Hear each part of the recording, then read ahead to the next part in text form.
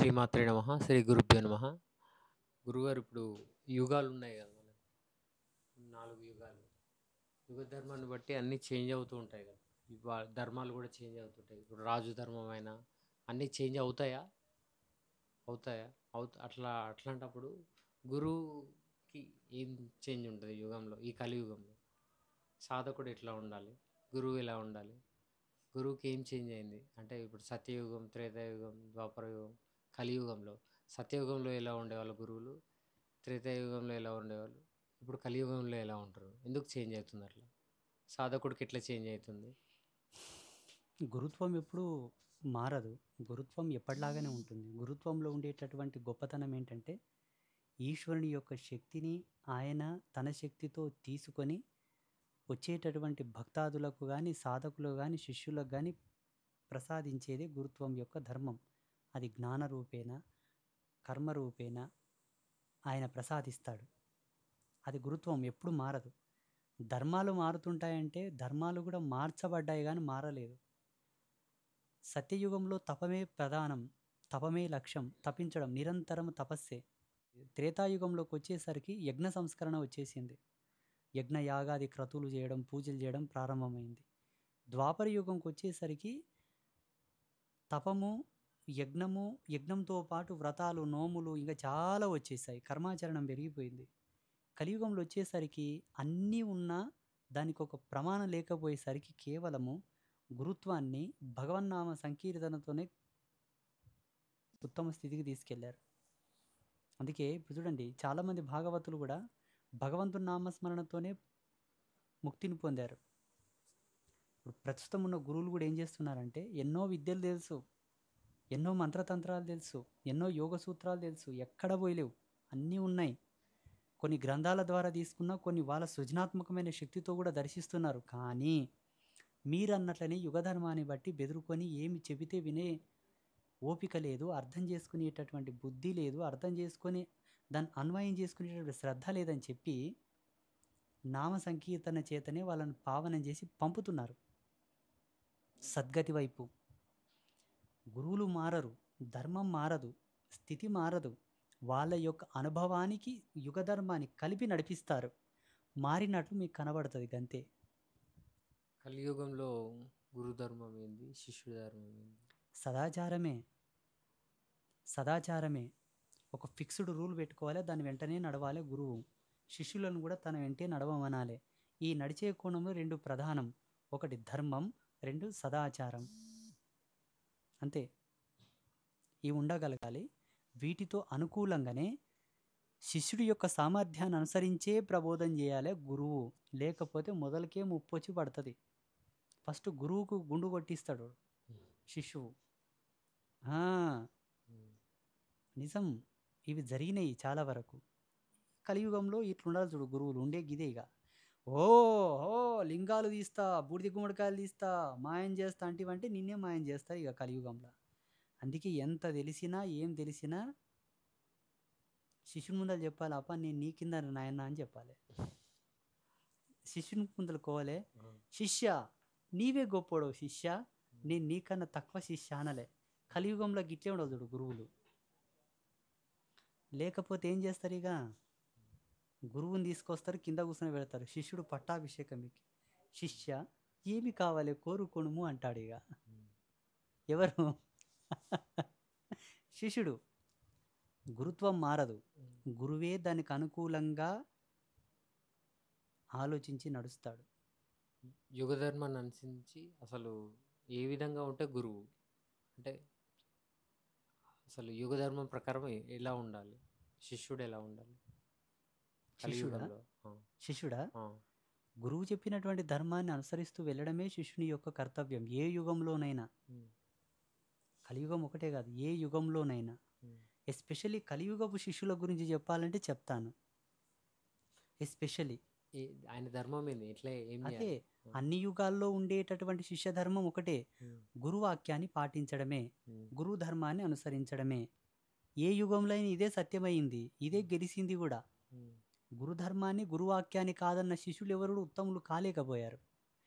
ఈ కలియుగంలో ఉండేటటువంటి శిష్యుల గురించి చెప్పమంటే చెప్తా. గురువుని అనుసరించలేకపోయినా పర్వాలేదు, గురువు మాట వినకపోయినా పర్వాలేదు కానీ గురువులకు పంగనామాలు పెట్టొద్దు. ఉమ్, ఒకటి. ఉమ్, 2, ఉమ్, మీకు సామర్థ్యం ఉంటే తప్ప ఎవరి దగ్గరికి వెళ్ళొద్దు, సేవ చేయొద్దు. ఉమ్, సామర్థ్యం అంటే ఓపిక, నిగ్రహం. ఉమ్, గాలిలో వెళ్ళి లెక్కలేస్తాము, ఊహల్లో మేడలు కట్టుకుంటాం అంటే పోవద్దు. ఉమ్, అవి సాధ్యమయ్యే పనులు కావు. ఉమ్, 2 ఆయన. ఉమ్, 3వది, ఉమ్, నా తన మన శరీరం ఆత్మ ఉమ్, సచ్చినా బతికినా గెలుపో ఓటమో విజయమో వీరస్వర్గమో ఉమ్, సర్వం నా గురువుకి అర్పణం అనుకుంటేనే పోవాలి, లేకుంటే ఉమ్, పోకూడదు. ఉమ్, వాడే శిష్యుడు. లేకపోతే ఒక భక్తుడిగా వెళ్ళు, దండం పెట్టుకో, ఓపికన్నన్నాళ్ళు సేవ చేయి, ఇంటికి వచ్చేసి అంతే. ఇక ఇంతకన్నా పెద్ద నువ్వు ఆశించాల్సింది కూడా ఏం లేదు అక్కడ. ఒకవేళ నువ్వు ఆశించినా ఆయన తెలిసిన వాడైతే మాత్రం ఇయ్యడు. తెలియని వాడైతే ఏదన్నా, ఆయనకు ఏదైనా స్వార్థం ఉంటే, ఆయనకి ఏదైనా మమకారం ఉంటే, ఆయనకి ఏదన్నా కొంచెం కుంచితం ఉంటే ఇస్తాడు ఏదో ఒక అట్లా.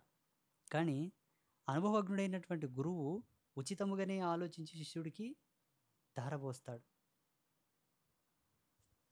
నేను మొన్న వెంకటరమణుల ఇంట్లో పూజ చేయడానికి వెళ్ళానా, నేను 14 సంవత్సరాల నుంచి చేసిన నా శ్రీ సూక్త పారాయణ శక్తిని ధారపోసాను భార్యాభర్తలకి. మళ్ళీ ఏం చేస్తావు, ఒక ఇన్సిడెంట్ జరిగింది కదా వాళ్ళ ఇంట్లో, వాళ్ళకు బుగులు పుట్టుకున్నది.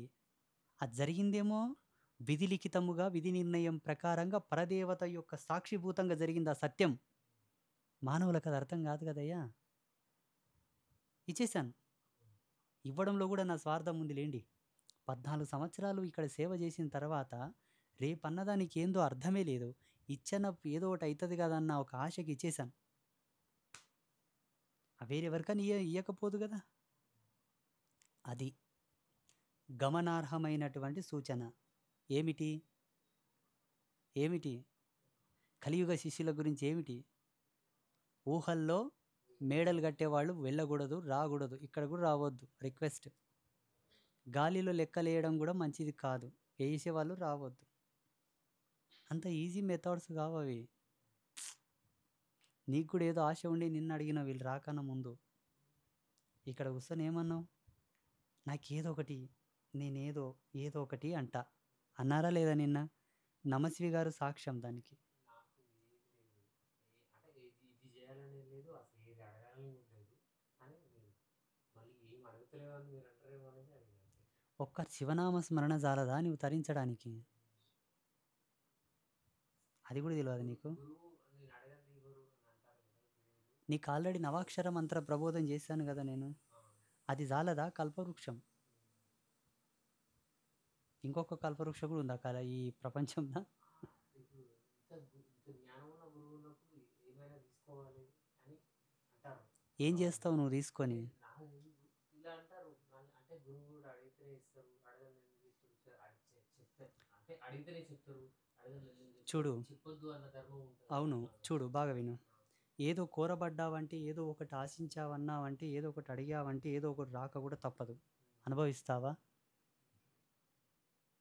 ఇష్టసఖి కోరిన వెంబడే సరిపోకల్లా నువ్వు ఇష్టసఖిని కోరావంటే ఆ సఖిత్వం లోపల ఉండేటటువంటి సాంగత్యాన్ని రుచి చూస్తూ ఆ సాంగత్యానికి అనుబంధమైనటువంటి సంసారాన్ని కూడా ఈదాలే. మరి ఎట్లా చెప్పు? అదే ఇప్పుడు మామూలు వచ్చేసి ఏం చేస్తున్నావు నాకు తెలియాలి కదా, నాకు అర్థం కావట్లేదు. చెప్పలే, నాకేం చేయాలని చెప్పాలపా. నేను సదా అద్వితీయమైనటువంటి దేవి ఉపాసన తత్పరుడనని చెప్పాలా, శ్రీ విద్య సాధకుడనని చెప్పాలా, దేవీ మూలమంత్ర జప సాధకుడనని చెప్పాలి. ఇంకేం చెప్తావు? లేకపోతే ఇది చెప్పు, పంచాక్షరి దీక్షధారుడను, నమశివాయ నామ ఉచ్చారణ చేసేటటువంటి సాధకుడనని చెప్పు.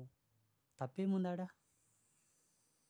లేకపోతే అష్టాక్షరి మంత్ర జప సాధకుడనని చెప్పు, నారాయణ సాధన చేసేవాడిని చెప్పు, శ్రీహరి పూజుడనని చెప్పు.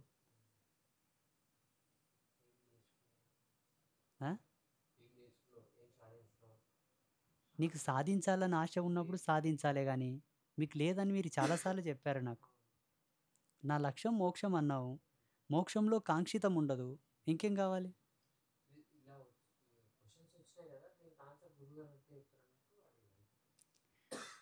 మీ కోరికలో స్వార్థం ఉన్నది కానీ వ్యక్తపడట్లేదు. అడిగినట్టే ఉంది కానీ మళ్ళీ అడగనట్లుంది మళ్ళీ మీ కోరిక. అదే ఇదే. ఏం నేర్చుకున్నావు అని ఎవడు అడుగుతాడు నిన్ను? నీ మనస్సాక్షి నిన్ను ప్రశ్నించి ఉంటుంది ఎప్పుడో.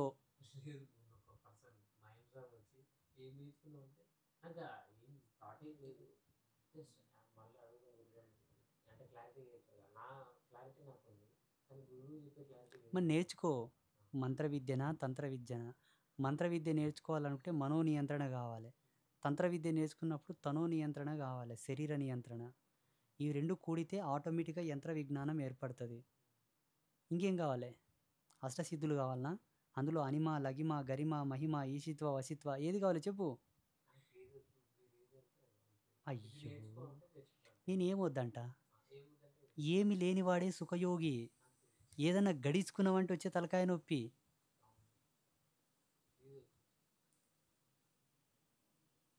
ఒక్కసారి నమస్తేని పిలవండి. మీరు పిలవండి. అది అవ్వాలి. ఇది గురు శిష్య సంవాదం అండి. మరి ఇది గురు శిష్య సంవాదం. లంజమిండలు కొట్లాడితే ఎట్లుంటుందో గురు శిష్యులు కొట్లాడితే గట్టే ఉంటుంది. బహు రసవత్తరంగా ఉంటుంది అది.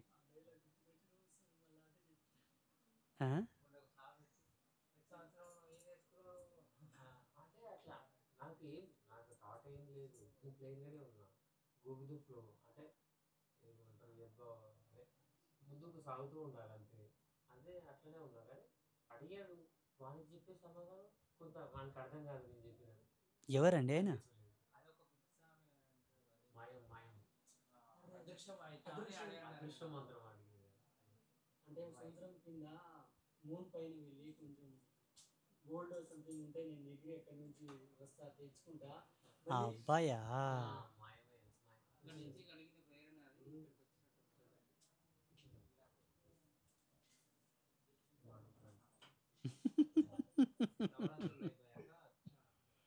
నిన్న తను ఏమడిగాడమ్మా నన్ను ఈడ కూర్చొని, గురూజీ నాకు ఏదన్నా చెప్పండి, నేను ఏదో నేర్చుకోవాలనుకుంటున్నాను సంథింగ్ ఏదో అన్నాడు కదా.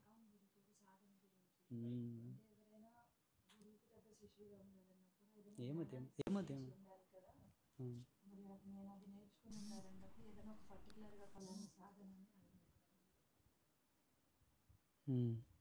నిన్న శిష్యుల్లో ఉండేటటువంటి 3 గుణాల గురించి చెప్పాను. అవి ధర్మానికి అలంకారాలు అని చెప్పాను. చెప్పేంటివి అవి?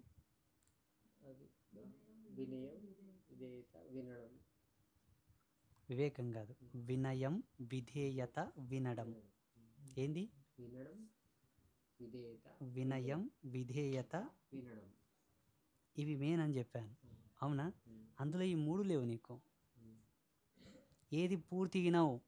ఒకటి వినయం ఉంటుంది. వినయం ఉంటూనే ఎక్కడనో కొంత గర్వం ఉంటుంది మళ్ళీ నీ లోపల. విధేయత అయితే ఉందిలేండి, దానికి ఏం తక్కువ లేదు, బాగుంది. లేకపోతే ఇన్ని రోజులు నువ్వు ఉండడానికి అవకాశం ఉండకపోవచ్చు. ఉంది కాబట్టే ఉన్నారు. నేనేమంటానంటే విద్య నేర్చుకోవడం తప్పు కాదు.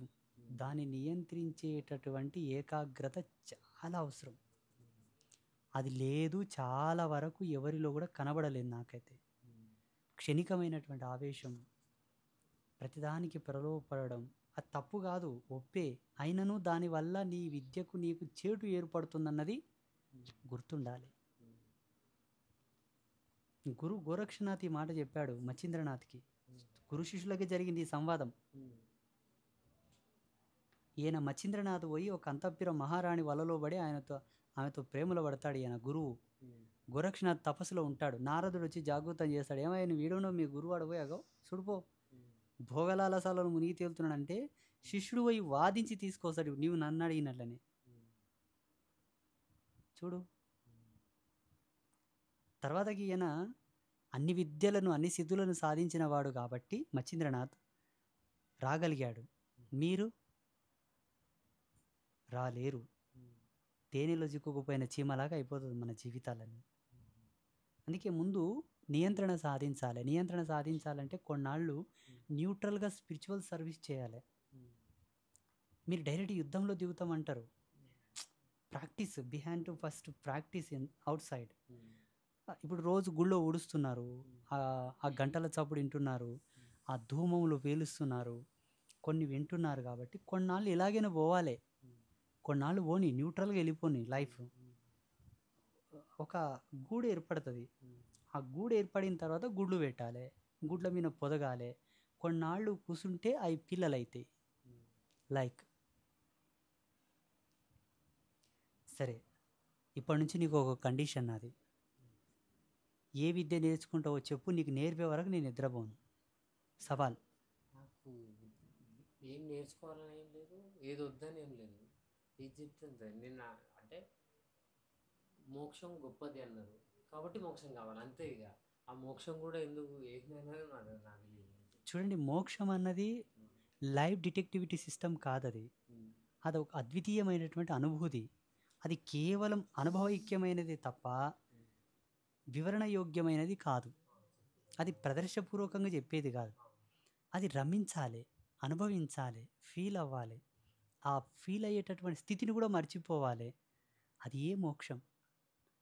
అది ప్రకాశమునకే ప్రకాశం. అది అక్కడ అమృతం కూడా పనిచేయదంటే నమ్ము, అమృతము కూడా అక్కడ రుచించదంటే నమ్ము. అది మోక్షం. ఎలా వర్ణిస్తావు? గిట్లుంటుందని చూపమంటావా, గట్లుంటుందని చూపమంటావా, గింతుంటుందని చూపమంటావా, గింతుంటుందని చూపమంటావా? అది పొందదగినది తప్ప వివరించున్నది కాదే. ఎలా? నీవు మోక్షం పొందాలనుకుంటే నీకు గురువిచ్చిన ధర్మం వైపు నడుస్తూ ఉండు. ఆ నడక సత్యమైతే మోక్షం నిన్ను చేరక తప్పదు. నువ్వు మోక్షానికి అంకితం కాక తప్పదు. అది మన ధర్మం ప్రకారం నేను నడుస్తున్నాను, బట్ గురువు గారు నా శిష్యుడు అని చెప్పుకొని ఫీల్ కావద్దు. అర్థం కాలే. గురువు గారు నా శిష్యుడు అని చెప్పి గర్వంగా చెప్పుకోవాలి, కానీ నా శిష్యుడు అని తక్కువగా ఉండాలి. అర్థం కాలే. గురువు గారు నా శిష్యుడు అని గర్వంగా చెప్పుకోవాలి. శిష్యుడు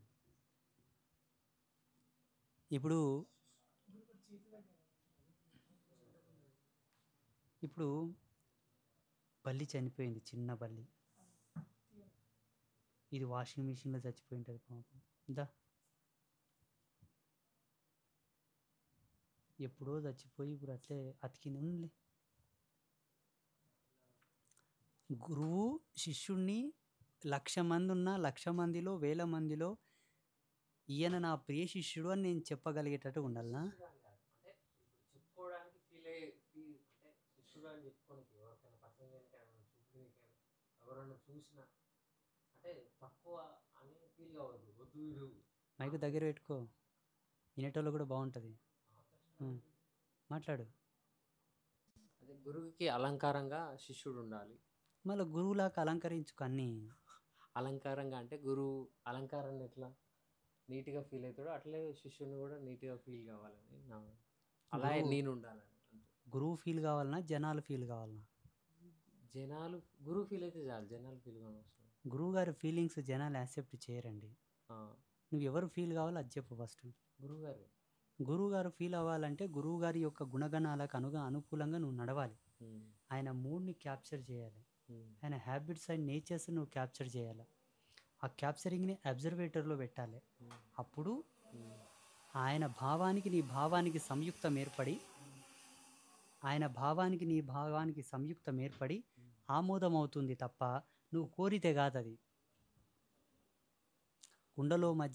కుండలో పెరుగు ఉన్నంత వరకే కవ్వ మాడగలదు. కుండ పగిలిన తర్వాత కవ్వ మాడదు, ఆడినా పెరుగుండదు. అవునా? ఇది కేవలము గుణధర్మ సంభాషణకు సంబంధించింది, సంధికి సంబంధించింది తప్ప వ్యవహారంతో మెచ్చుకునేది కాదు. ఇది నడుచుకో, మెలుగు, నడువు, నటించు, మెప్పించు, ఒప్పుకుంటా. నువ్వు కోరితే ఒప్పుకుంటానా ఏంది? నేను నీ ఇష్టం. మరి నటన చేతనే కదా ప్రపంచంలో స్టార్ హీరోలు అయింది. నిజమా? ప్రయత్నించు. కానీ అంత ఈజీగా గురువు ఒప్పుకుంటాడని మాత్రం కూడా అనుకోవద్దు. నీ ఒరిజినల్ ఉన్నా నటించినా గురువు అంత ఈజీగా ఒప్పుకుంటాడని మాత్రం అనుకోవద్దు. చూడు, 1,00,000 మంది లంజలను కంట్రోల్ చేయొచ్చు, 1,00,00,000 మంది పెన్లాలను కంట్రోల్ చేయొచ్చు, అనంత కోట్ల తండ్రులను ఏలొచ్చు, పాలించొచ్చు, అనంత కోట్ల తల్లుల లాలిత్యాన్ని చూడొచ్చు. ఒక్క గురువుని మాత్రం ఎప్పుడు అంత ఈజీగా అర్థం చేసుకోలేవు. బాగా గుర్తుపెట్టుకో. నీవు అవును. 1,000,000 మంది స్నేహితులతో సావాసం చేయొచ్చు. అవును. గురువు అనేవాడు అంత ఈజీగా అర్థం కాడు. అర్థమైతే అతను గురువు ఎందుకు అవుతాడు మెయిన్? గురువు అంటే గురువే. గురువు అనేది బ్రాండ్. గురువు అంటే గురువే. గురువు ఈజ్ లెజెండ్. అవును. జస్ అవును గురువు.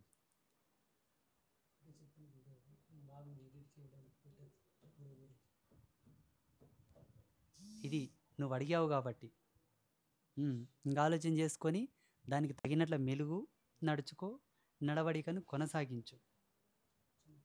చూడండి, భగవంతునితో అనుగ్రహం పొందవచ్చు తపము చేత, ఆచారము చేత, వ్యవహారము చేత. భక్తి అనేది వ్యవహారం, ఆచారం అనేది ఆయన జీవితంలో ఉండేటటువంటి ధర్మసూత్రం. ఇక తపం అనున్నది ఈ రెండింటిని కలుపుకొని చేసేది. వీటి చేత భగవత్ కృపను పొందవచ్చు. కానీ గురుకృపను పొందడం కేవలం 2 జ్ఞానం, 3 విద్య. ఉమ్. విద్యలో ఉత్తీర్ణుడైన తర్వాత గురువు ప్రసన్నుడు కాగలడు, నా విద్యను సంపాదించిన వాడని. జ్ఞానంలో పరిపూర్ణుడైన వాడిని కూడా గురువు మెచ్చుకోగలడు, నా శిష్యుడు పూర్ణ జ్ఞానవంతుడైనాడని. ఇవి రెండు అంత సాధ్యం కాదు కదా. జ్ఞానం ఇవి ఈ రెండు కాకుండా ఏముండదు అది. నువ్వు కనిపెట్టు మూడవది. నాకు తెలిసిన ఇవి రెండే. మరి నవనాథుల్లో మచ్చింద్రనాథ్ గురువు గారు ఉంటారు కదా, వరదనాథుని ప్రియ శిష్యులకు ఎందుకు ఒప్పుకున్నారు అంత నవనాథుల్లో? ఆ కథ వేరులే. అంటే షార్ట్ కట్, అంటే తను ఏం చేసిండు చిన్నగా, అంటే ముక్కోపి, ఆయన ముక్కోపి, ముక్కు మీద కోపం ఉంటుంది. ఈతన్లాక ఎవరిని దరికి రానియడు. తను ఒక రకమైన మెంటాలిటీ, గోరక్షనాథ్ అంటారు. కాదు, గోరక్షనాథ్. తను ఒక మెంటాలిటీతో ఉంటాడు కాబట్టి ఎవరు తనని దగ్గర రానియడు, తను ఎవరి దగ్గర ఉండడు. తన గురువే తన సొంతం అనుకుంటాడు, అదొక అహంకారం. అయినా తనని ఎందుకు ఇంత హైలైట్ అయింది నవనాథుల్లో? పట్టు, గురువు మీద గురి. గురువు అంటే నమ్మకం, గురువు అంటే విశ్వాసం, గురువు అంటే ప్రాణం. అందుకే గొప్ప పదవి వచ్చింది ఆయనకు, గోరక్షనాథ్, గురు గోరక్షనాథ్. ఒక్కరొక్కరు ఒక్కొక్క జంతువు శరీరం నుంచి వచ్చారు వాళ్ళు, 9 మంది. చెప్పు, ఏం కావాలి గురువు? గురువుల మీద ప్రేమ ఉండాలా? ఎలా గురువుని ఏ విధంగా చూడాలి? గురువు మీద ప్రేమ ఉండాలి, గురువు మీద వ్యామోహం ఉండాలి, గురువు మీద మోజు ఉండాలి, గురువు మీద అంకితం ఉండాలి, గురువు మీద సర్వస్వం ఉండాలి. పెండ్లం కన్నా 100 రెట్లు ఎక్కువ ఉండాలి, లంజ కన్నా 1,000,000 రెట్లు ఎక్కువ ఉండాలి, తల్లిదండ్రుల కన్నా ఎక్కువ ఉండాలి గురువు మీద. ఇవన్నీ బంధాలతో పోయేటివి, బంధంతో పుట్టి బంధాలతోనే పోయేటివి, శరీరంతో పుట్టి శరీరంతో పోయేవి. కానీ గురువుతో ఉండేది అనంతమై, అద్వితీయమై, అజేయమై, అప్రమేయమై నిలుసున్నది. అది ఏ చిదానంద స్థితి. ఆ స్థితి కదా కావాల్సింది. మరి ఎంతున్నా ఎంత తక్కువనే కాదు. దేంతో కనెక్ట్ కావద్దు, మోక్షం కావాలంటే అని విన్నాను నేను. అది మ్మ్. కరెక్టేనా? అంటే అవును. దేంతో లయమై, అంటే దేని మీద ప్రేమ ఉండొద్దు, దేనిని దేనితో ఆసర ఇష్టం, అయిష్టం చేసుకోకుండా, దేనితో కలయకుండా, కూడకుండా, దేని ప్రమేయము లేకుండా, శూన్యములో శూన్యమై, ప్రకాశములో ప్రకాశమై, నాదములో నాదమై, ఎరుక కన్నా అతీతమైనటువంటి పరమ ఎరుకలో ఉండేటటువంటి ఎరుకయే మోక్షం. మరి ఇంకెక్కడ అది ఎవరితో కనెక్ట్ అయినట్టు, ఎవరితో లయమైనట్టు? దేని సపోర్ట్ లేదు అక్కడ. అది ఏ మోక్షం, అది ఏ మోక్షం. ఆ. నీవు నన్ను కోరుతున్నావన్న స్థితి కూడా మోక్షం కాదు. ఆ స్థితి వచ్చినప్పుడు గురువు కూడా ఉండడు. తనే గురుత్వాన్ని పొంది, గురుత్వంతో బ్రహ్మత్వం పొంది, ఆ బ్రహ్మత్వం పరబ్రహ్మత్వం అయిన తర్వాత వచ్చే శివతత్వమే మోక్షం. ఇంకా పరమ మోక్షంలో శివతత్వం కూడా ఉండదండి. పరమ మోక్షం, ఇంకా మోక్షం పైన మ్మ్. పరమ మోక్షం, దానిపైన శివ మోక్షం, ఇంకా ఉన్నాయి. ఇంకా ఉంటుంది. మ్మ్. మోక్షం అనే స్థితినే మనం వివరించలేం కదా. మ్మ్. మోక్షం అనే పదాన్ని వివరించలేదు, నీకు అనుభవం నీకు అంతవరకే చాలు. ఆ. ఈ పరమ మోక్షం, ఉత్తమ మోక్షం, ఆది మోక్షం, ఆద్యంత మోక్షాలన్నీ దేవతల సబ్జెక్ట్. అది నీవు దేవుడు అయినాక ఆడ చర్చించుకుందాం. ఇప్పుడు ఈయనే చాలు, మోక్షం కాడికి చాలే. మొన్న ఒకటి పరా అని విన్నాం కదా. మ్మ్. పరా అంటే దీన్ని ఇప్పుడు మోక్షం పైన పరా, పశ్యంతి, మధ్యమ అని 3 ఉంటాయి. ఆ, అవి అవి మోక్షం పైన ఉండేవి. ఉంటే యాన్నో తోటి ఆడుకోయినాక మాట్లాడదామే ఇప్పుడు ఈయన చాలు. సరిపోయిందాక గురువు గురించి ఆ, ఇంకేమన్నా కావాలా? సరిపోవట్లేదు. ఇంకా సరిపోయేదా? ఆహా. అయితే మనం ఇంకో శరీరం తీసుకోవాలి వివరించుకోవడానికి. నువ్వు ఈ కెపాసిటీ నీకు డౌన్లోడ్ అవ్వట్లేదంటే ఉమ్. ఇంకొక క్యాప్చర్ తయారు చేయలేదు దానికి, బ్రెయిన్ క్యాప్చర్. సరిపోయింది కానీ నీకు ఆ అనుభూతి రావట్లేదు. అజీర్తితో ఉన్నవానికి ఏం పెట్టినా రుచిస్తుందా? రుచించదు. నీకు ఒక విధమైనటువంటి అజీర్తి ఉన్నది, ఏంటిది? తృప్తి లేదు. దేనికి? దేనికి తృప్తి లేదు. అసలు దేనికి తృప్తి ఏమి ఉండదు. అసలు తృప్తి అనేది ఉండదు. తృప్తి లేని మోక్షం ఎట్లా వస్తుంది? తృప్తి అతృప్తి ఏం లేదు, ఆ రెండు లేవు. అది మోక్షం అంటావా? అంటే అనండి నేను నాకు లేదు. అసలు మోక్షం అన్నదాన్ని ఎవడైనా చెప్పాడంటే తృప్తి పడకనే చెప్పాడా? తృప్తి పడిన తర్వాతనే చెప్పిండు. మరి నీకెట్లా లేదు? నేను మోక్షం పొందలేదు కదా. పొందేవలసిన స్థితి వచ్చినప్పుడు అన్న తృప్తి పడతావా? తెలీదు, అప్పుడు తెలుస్తుంది. పడతావా? అప్పుడు తెలుస్తుంది. ఇప్పుడన్నా పడతావా పడవా? అది నాకు తెలియదు. ఆ స్థితిలో ఎట్లా అనిపిస్తే అట్లా. ఒకవేళ పడతా అంటేనేమో దాన్ని డిసైడెడ్ వేరే చేద్దాం, పడనంటేనే వేరే చేద్దాం చాలా. అంటే పడతా పడను అనేది నాకు ఇప్పుడు తెలియదు కదా. అయితే నేను ఒక మాట అనవలసి వస్తుంది మీరు బాధపడమంటే. ఏం బాధపడు అనవా? ఇది నపుంసకవాదం, స్త్రీవాదం జడం, పురుషవాదం పరమ జడం. ఎటు కానట్లుంటే ఏంది? నాకు తెలియదు కదా అప్పుడు. ఇప్పుడు పెద్ద అయినాక తెలుస్తుంది నేను నా ఫీలింగ్స్ ఏందనేది. చిన్నగా ఉన్నప్పుడు ఎక్స్పెక్టేషన్ చెప్పు. పడతావా పడవా? ఒకటి ఉంటుంది కదా. పడతాను. మరి అయిపోయి ఇంకెందుకు రాగదీస్తావు సాగదీస్తావు? అంటే తెలియదు నాకు అని చెప్తున్నాను. అట్లా తెలియని స్థితి ఉన్నప్పుడు మోక్షం ఎట్లా అవుతుంది నీకు? అంటే మోక్ష స్థితిలో లేని కదా, మోక్షం రాలే కదా, దాన్ని అనుభవం చెందలే కదా. అంతే అంతే, అలాగే అనుకుంటున్నావు అన్నమాట. అయోమయం, అగామ్య గోచరం. మళ్ళీ నీకు మోక్షం కావాలి? పిచ్చి కాకపోతే. నాకు ఇదే నచ్చదు. నేను ప్రతి ఒక్కరితో ఇదే నచ్చను. నిన్ను నీవే కానప్పుడు, నీది నీకు ఎరుక లేనప్పుడు దేవుడు ఎట్లా ఎరుకవుతాడా? ఏం చేయాలి? ఇట్లా అంటే మనల్ని మనం శోధించాలన్నా ఎట్లా? మళ్ళీ ప్రయత్నం. ఇప్పుడు వెనకడికి ఆధార్ కార్డు చూపురా అంటే అది ఎట్లా ఉంటుంది అన్నాడంట, కానీ భారతదేశ మ్యాప్ చూపించిందంట. బాగాలేదు ఇది, ఎంత బాగుంది చూడు, ఇది ఉందా లేదా? అట్లున్నది పరిస్థితి. అడుగుటయే పెద్దది, అరగదీసేది చిన్నది. ఆ పెద్దది తీసుకొని దేంతో అరగదీస్తావన్నదాన్ని కూడా అర్థం లేదు, మళ్ళీ అడగడం మాత్రం పెద్దది. నువ్వు ఒక్కడవే కాదు, అందరి పరిస్థితి ఇదే. ఆశావాదం. ఆశ దేని మీద చిగురిస్తుందో తెలుసా? శ్రమ. ఆశ అనే ఇత్తనము, నాకు ఒక ఏరోప్లేన్ కావాలి, అది ఆశ ఫర్ ఎగ్జాంపుల్. లేదా నాకు ఒక వస్తువు కావాలి, ఆశ. అది చిగురించాలంటే శ్రమ అనే దాని మీద నాటితే చిగురిస్తుంది. శ్రమ చేయాలి. అంటే ఏది కావాలన్నా శ్రమ చేయాలి. విశ్వామిత్రుడు బ్రహ్మర్షి పదవి పొందడానికి ఎంత కష్టపడ్డాడండి. నువ్వే మోక్షం అడుగుతావు. అవును. ఇప్పుడు బ్రహ్మర్షి కన్నా పదవి కన్నా పెద్దదా మోక్షం? మరి వశిష్ఠుడు ఏం చెప్పాడు? వశిష్ఠుడు వాత్సాయనితో ఏం చెప్పాడు? చూడయ్యా, నాకు బ్రహ్మర్షి పదవి వచ్చింది కానీ అసలైంది రాలేదన్నాడు. ఎందుకు పితామహ అంటే, ఇది రానికినే ఇన్ని జన్మలైందయా, అది రావాలంటే ఇంకేమో అన్నాడు.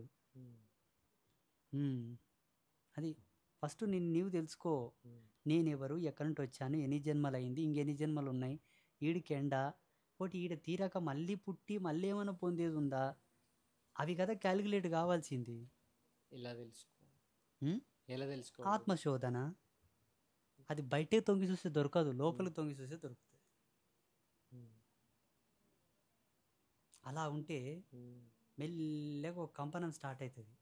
అదొక శూన్యమైనటువంటి ధ్వని. ఆ ధ్వని కాస్త ప్రేరేపితం అవుతూ ఉంటే ఒక చిన్న కాంతిపుంజం వికాసం అవుతుంది. అది ప్రకాశమే కానీ కాదు, వెలిగినట్లే ఉంటుంది కానీ వెలగనట్లనే ఉంటుంది. ఆ ప్రకాశము కాస్త విస్తరించి విస్తరించి ఒక పెద్ద లైట్ అవుతుంది. ఆ కాంతిలో మధ్యలో ఒక ప్రకంపనం, అదే నాదం, ఓంకారం.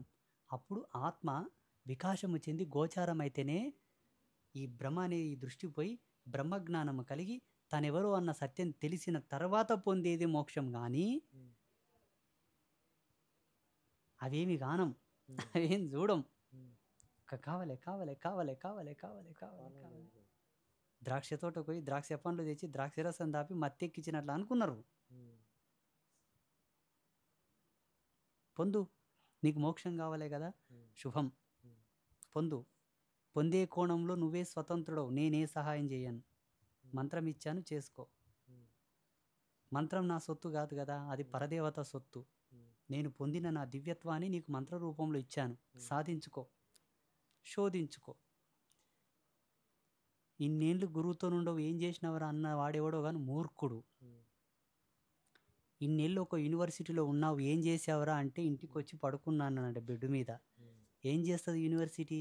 ఆశ్రయం ఇస్తుంది. ఉమ్. అక్కడ ఉన్న బుక్కులు ఏం చేస్తాయి? చదవమంటాయి. ఉన్న ప్రొఫెసర్లు ఏం చెప్తారు? జ్ఞానం చెప్తారు. ఉమ్. కష్టపడవలసిన వాడు వీడయ్యి వీడు కష్టపడక, ప్రొఫెసర్లు ఏం చేయకపోయారు, బుక్కులు ఏం చేయకపోయా, యూనివర్సిటీ ఏం చేయలేదంటే ఏంటి అసలు? ఉమ్. అది ఇప్పుడు జరిగిన సంవాదం కదే. నువ్వు వచ్చే సంవత్సరం లోపలే విద్యను సాధించాలనుకుని ఏమైనా పట్ట తీసుకొచ్చినావా? తీసుకోండి. ఎవరైనాను లేదు. అవయ, నేను ఈరోజు పరాశ్రీ స్వామిగా నామకరణం చెంది అంబాత్రయ క్షేత్రం ఏర్పాటు చేయడానికి 9 జన్మల సావాసం పుణ్యమై ఇటుకు వచ్చింది. ఉమ్. మరి ఎట్లా? ఉమ్. ఆ కింది జన్మలో చేయొచ్చు కదా, ఆ కింది జన్మలో చేయొచ్చు కదా. ఉమ్. అందుకే ఎక్స్పెక్టేషన్ ఉండడం తప్పు కాదు, ఉమ్. ఓవర్ ఎక్స్పెక్టేషన్ ఉండడం తప్పు. అంతే. మోక్షం అనేది ఓవర్ ఎక్స్పెక్టేషన్ కాదు, సమంజసమైనటువంటి ధర్మం. ప్రతి శిష్యుడు కోరేది గదే. నిన్న ఒక వీడియోలో చెప్పాను నేను, ఒక హీరోతో ఉండమని ఇష్టపడతావు కానీ జగతికే హీరో అయిన వానితో ఉండమని ఇష్టపడవే. ఎవరినో ఇంటికి రమ్మంటావు, ఈయన్ని ఎందుకు రమ్మనవు?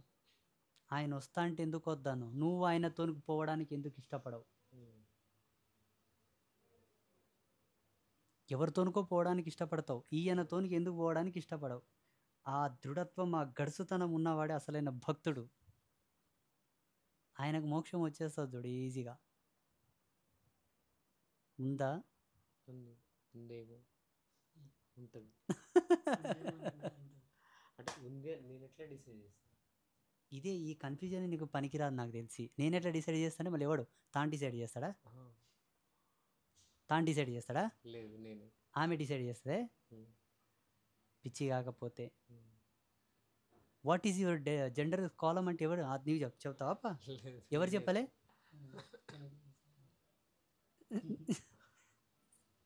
మూర్ఖపు వితండవాద మాట దీన్ని.